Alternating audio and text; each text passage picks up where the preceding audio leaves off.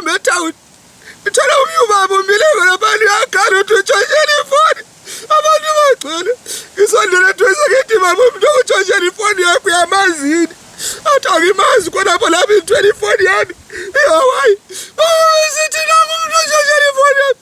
Ubaba lana nazi ifoni yami abantu baqala ukungitshaya. Manje abantu bantshaya waze wafika amapholisa.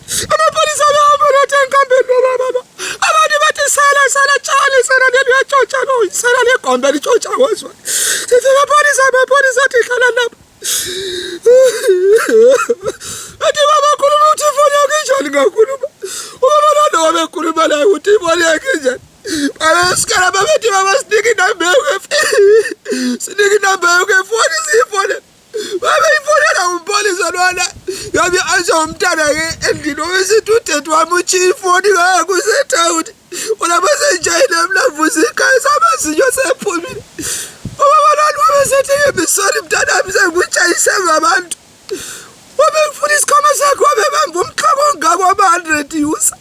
Wathi nansi imali uthe ayithatha imali ngabe mpapha. Sote sangikwazi ukuthi imali yami uyichiye epolisi ubuhambela. Abakwazi ukuthi bayibala hambela yayibuza epolisi bengeke umetawuni yimthi ngoba lana endike imali yabo abantu bayitshaye kakhulu ebusuku.